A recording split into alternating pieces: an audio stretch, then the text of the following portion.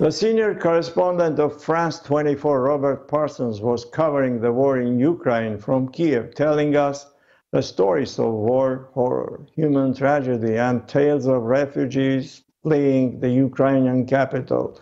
He's back in Paris now and joins me to share some of his notes.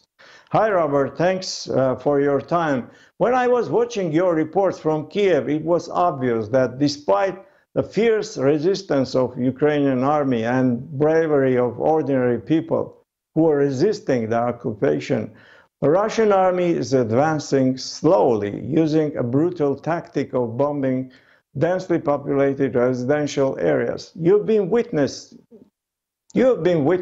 and reporting what you have seen and learned firsthand. Describe, please, what was happening and what is happening on the ground. So I was based in Kyiv most of the time until we left, when we went south to Obuchiv and then to Venezia and then to Mogiliev-Podilsky before crossing into Moldova and from Moldova into Romania. So most of what I saw was based on the situation on the ground in Kyiv. I can say there was no real panic amongst people, although a lot of people at the same time were trying to get out of the city for obvious reasons. But there is also a ban on men of service age leaving the country. So most young men have stayed behind, either because they felt patriotic or because they felt it was too risky to leave the country, that they might be arrested at the border. So most of those leaving were women and children and the elderly. And at the train station, the situation was pretty chaotic. And leaving Kyiv on the roads, going west, particularly towards Lviv on the border with Poland, the roads were for a long time blocked. I spoke yesterday to a woman who was our fixer for a few days at the beginning of our visit to our trip to Kyiv. She has now gone to Lviv. It took her 48 hours to get from just outside the western side of Kyiv to get to Lviv. That's a journey that would normally take 6 hours, just to give you an idea of how difficult things are. And of course, it's complicated by the fact that Russian forces are moving down from the north, presumably with the idea of encircling Kyiv, although we don't know for certain what their tactics are going to be at this stage. So it's a combination of pressure coming from Russian forces as they move down from the north, and the problem of so many people being on the road at the same time in an effort to get out of the city. The US and British intelligence services believe that Russia will soon start bombing Ukrainian cities into submission. What would this mean, to your opinion? Does Putin want to occupy the entire Ukraine and the entire country, or only the eastern part? Well, it's not clear at the moment, Harry, what his intentions are. He has already started the bombing of Ukrainian cities. Kyiv has been under missile attack for at least a week now. And the situation in Kyiv, by comparison with some of the other cities, like Chernihiv, Kharkiv, for instance, or Mariupol in the south, is much, much worse. Mariupol is being plastered with bombs, with missiles, artillery attacks, tanks. The situation is critical there. And the tactics that the Russians appear to be using on Mariupol are pretty much the tactics that they used in Syria as well, on Aleppo, for instance. So the idea does indeed seem to be to try and crush the will of the Ukrainian people to resist. I think it's not going to work. And the Russians, I think, have a dilemma when it comes to Kyiv, which is the main target, obviously, if they're to achieve their ends of the subjugation of Ukraine. Because the more they bomb the city, the more ultimately Kyiv can become a symbol of resistance, and the more difficult it will be for the Russians to move into the city when they feel that it's secure enough for them to do so. And at some point, they're going to have to move into the city. And the more rubble there is on the ground, the easier it will be for the Ukrainians to defend the city, and the tougher it will be for the Russians to penetrate deep into it. And there's no doubt at the moment that the Ukrainian resistance is strong, that the army is essentially intact, that its level of supply from the West in terms of weaponry is increasing all the time. The morale is very good. The impression I got is that right across the board, I'm not just talking about professional soldiers here, I'm talking about people who are signing up to join the territorial army. Their morale is exceptionally good. They believe they're going to win this fight. And the reason they say they're going to win this fight is because they are defending their homes. They've got nowhere to go to. And they're not going to back down against this invasion. It's going to be very, very tough, I think, for Vladimir Putin to achieve his ultimate ends, his ultimate goals in Ukraine. Remember how long it took the Russians to win in Chechnya? 7 years, I think, 8 years maybe, against a region which is not much bigger than the area around of Paris in France, where I am now, and a population of maybe 500, 600,000 people in Chechnya. We're talking about a country that is bigger than France here. Ukraine is bigger than France. The population is over 40 million. They have a professional army of 200,000 people. The number of people joining up every day to be part of the territorial army is colossal. And according to the Ukrainian government, so far, 66,000 Ukrainian men have returned from abroad to sign up to fight in the army. So this is not going to be easy for the Russians, even if they do achieve command of the air. And at the moment, I have to say they don't appear to have any command of the air. They're having to fly mostly at night. They're having to fly low. And because the Ukrainians not only still have their air force mostly intact, it seems, although it's very hard to judge, but also because they have a lot of ground-to-air missiles now, it's going to be quite difficult for the Russian Air Force. It's not going to be like in Chechnya, where they had complete control of the skies and could do whatever they like. It's not going to be like in Syria, where they have and continue to have complete control of the skies and can act pretty much freely, to do whatever they like. This is going to be much tougher for them. They will suffer really heavy casualties. The Russians are already admitting that they've lost 500 men. The Ukrainians say it's closer to 9,000. British intelligence, French intelligence suggest that the Ukrainian figures are probably exaggerated, but the true figure is probably closer to the one the Ukrainians are giving than the ones that the Russians are giving. And remember the impact that this will have ultimately on morale inside Russia as well, where people are already suffering from the sudden rise in the cost of living. And when the stories start to get out of their children being killed in a country for God knows what, the morale in Russia will start to fall as well. So, this is not going to be a pushover for Vladimir Putin. As a journalist who covered Russia and former Soviet republics for many years, can you explain what is happening now? What is trying to achieve the Russian leader, Vladimir Putin? Well, I mean, Harry, that's the question that every analyst of the situation in Ukraine at the moment and Russia is trying to find an answer to. It's impossible to get into the head of Vladimir Putin. This is a man who is behaving as if he has no real understanding of what Ukraine is and what Ukraine means to the people of the country. He seems to think it's just some sort of extension of Russia that for some reason, unbeknownst to the people of Russia and the government of Russia, slipped out of its control when all along the Ukrainian people really wanted to be part of Russia. It is simply not the case. Close on 70% of the population of Ukraine, according to the most recent opinion polls, want to be part of the European Union. They don't want to be part of Russia. Over 60% want to be part of NATO. They don't want anything to do with Russia. In the east of the country, the percentages are slightly different. But even there, the majority now want to be part of the European Union, want their independence, reject the idea that they should be part of Russia.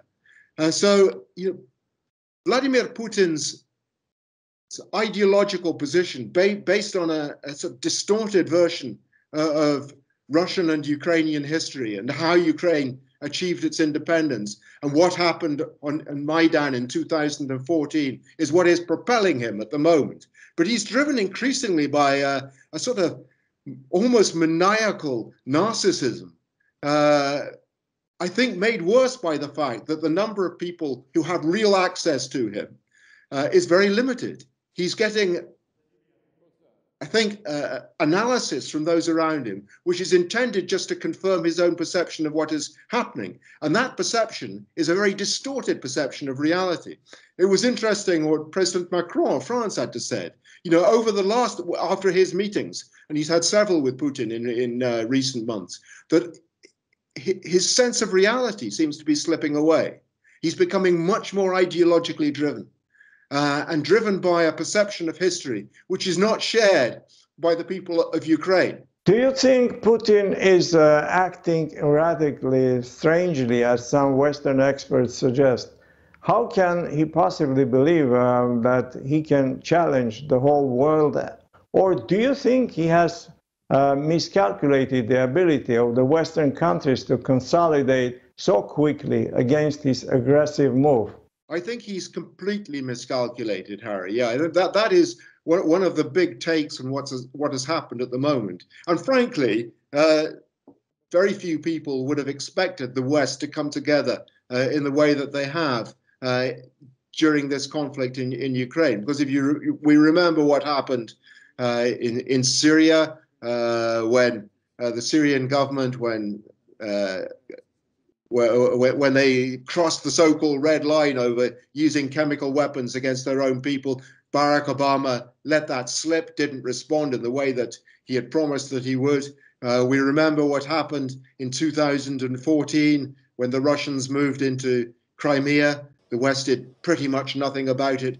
Very, very, very limited sanctions. We remember what happened in Georgia in 2008 when the Russians moved in to occupy Georgia and still occupy parts of Georgia in South Ossetia and Abkhazia. Did the West do very much about it except for condemning verbally Vladimir Putin? No, they didn't. So, one can understand why Vladimir Putin might have miscalculated in this case, because he's seen in the past that the West makes lots of speeches, but when it comes to action, doesn't do very much. And he probably calculated that the same thing would happen this time. But it appears, and what we can see, that it was a serious miscalculation.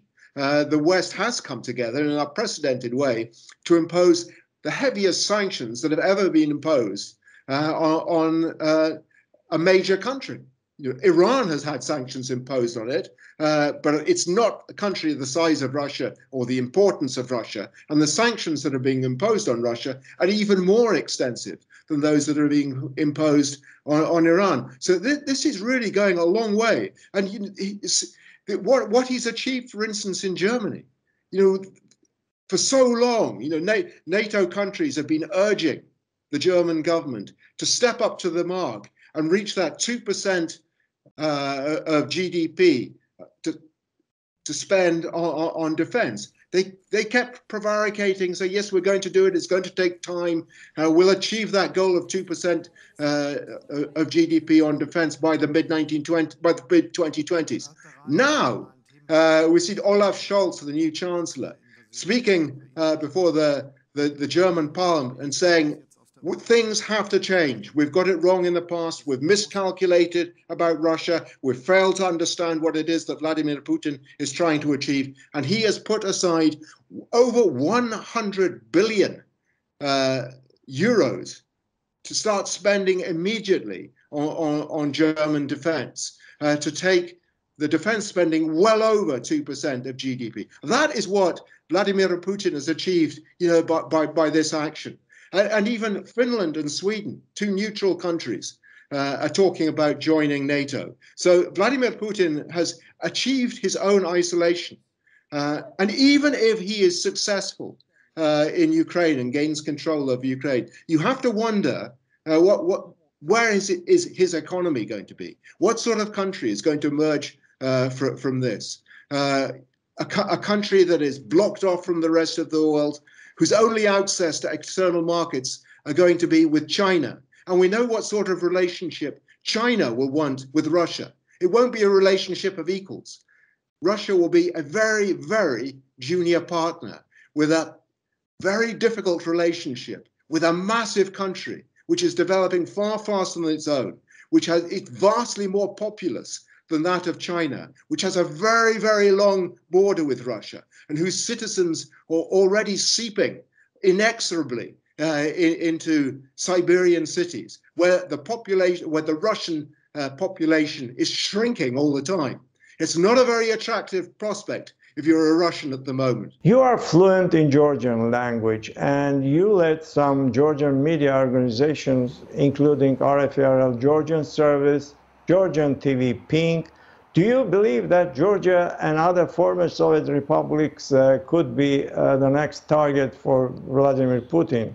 This is the fear, certainly in Georgia at the moment, that the Georgian government has been sitting on the fence during the occupation or attempted occupation of Ukraine, because they fear that if they are too outspoken, that Vladimir Putin will turn his attention to theirs next. I think their policy is entirely mistaken. It makes no difference what the Georgian government does. You know, Vladimir Putin has his plans in place. And if he decides that that's what he's going to do, whether or not the Georgian government sits on the fence has nothing to do with it. So I think it's foolish on the part of the Georgian government not to be more outspoken in criticism of the Russian government. It should be entirely critical. Its only chance, I think, of survival is ensuring that it stands in lockstep with the West. He won't win points from the Russian government for not being entirely critical of what is happening in Ukraine at the moment. Vladimir Putin undoubtedly is considering the possibility. If he is successful in Ukraine, if the West backs away, then I think Georgia quite possibly could be next. Moldova could be next. It's a separate question, of course, about the Baltic countries, because they are part of NATO. It'd be a much bigger risk for Putin to move there. And do you think that Armenia is already there, don't you? I didn't mention it, Harry, because I know you're Armenian, but politically, the Armenian government is increasingly servile towards Moscow, if you don't mind me saying so. But it's still a long way short of an occupation. It's not. I don't think there's. The likelihood, I think, even of an occupation of Georgia at the moment is relatively small. There is no real need, I think, for Russia to move into the Southern Caucasus at this stage. What Russia wants is for the Southern Caucasian countries to submit to the political wishes of Moscow. It doesn't need to invade them to achieve that. And there are already signs that the Georgians are beginning to bow, the Georgian government, I should say, is beginning to bow its head. And we know that the Armenian government has already done that. Now let's talk about France's role in this war. French President Emmanuel Macron still keeps talking to Putin. He is the only leader, perhaps, who talks to Putin. We remember that during the Russian-Georgian war, Sarkozy was doing the same, and actually he negotiated a deal that many Georgians think was the deal that favored Russia, not Georgia. How different is Macron's diplomacy? Well, the interesting thing in both cases, the diplomacy of Sarkozy and the diplomacy of Macron, is that the invasions of both countries coincided with the point at which France held the presidency of the European Union. So both Sarkozy and Macron are acting not just as presidents of France, but also of the leaders of the European Union, and that gave Sarkozy greater authority than he would have had if he was just acting as president of France, and the same applies to Emmanuel Macron now. He is representing the entire European Union, and what he's saying is, look, he will leave no diplomatic stone unturned if there is a chance of achieving peace. But I think even Emmanuel Macron has reached the point now where he understands that nothing is getting through to Vladimir Putin. Putin has ignored every single appeal he has made for pursuing a peaceful path. he has refused to accept Emmanuel Macron's interpretations of the Western position on Ukraine, or the Western position on the development of NATO over the last 20, 25 years or so. He has his own perception of it. He's not budging 1 inch. So I think there is a very rapidly declining perception in France and in Europe at the moment, and the United States as well, that anybody can achieve anything in changing Vladimir Putin's mind about how he should move ahead. Vladimir Putin, I think, has essentially gone for broke in this. He knows that he can't back down now. Robert, in the Western countries, there is a fear, concern that this man, Putin, can use tactical nuclear bombs against Ukraine.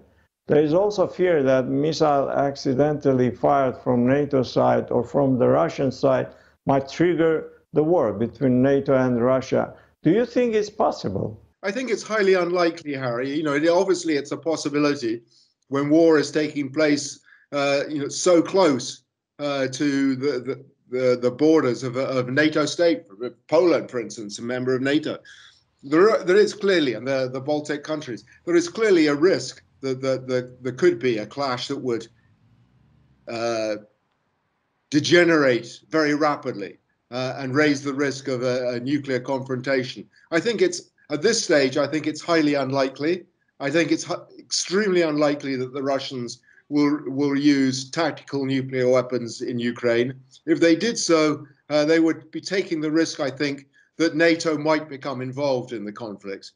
And they don't want to raise the odds, I think, at this stage. I think that they have sufficient military advantage over Ukraine for them to continuing in the way they are at the moment. The likelihood that they would use nuclear weapons, I think, is very small. Many Armenians are interested in French politics because of close ties between France and Armenia. French President Emmanuel Macron officially declared his candidacy for second 5-year term in the presidential election next month.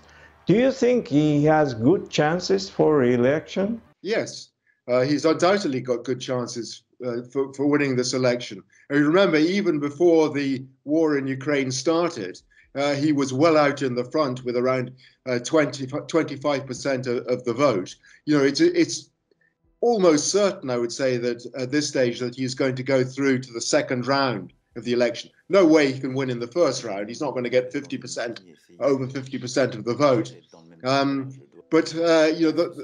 His leadership of the European Union during this conflict in Ukraine has increased his standing with the French public. His role in French foreign policy has been enhanced. His authority has been enhanced. What he's been trying to do has gone down well with the French public. At the same time, as the authority and the reputation of the leaders on the right of French politics has gone down because of their relatively close association with Vladimir Putin. Their reputations are not doing well at the moment because they, to a degree at least, are associated in the minds of French people with what Vladimir Putin is doing in Ukraine at the moment. So it has played into his hands in a way, the conflict in Ukraine, in terms of his chances of winning the election, the first round of the election, which is next month. Well, thank you very much. It was an interesting interview indeed. Thank you, Robert. Take care. Good to talk to you.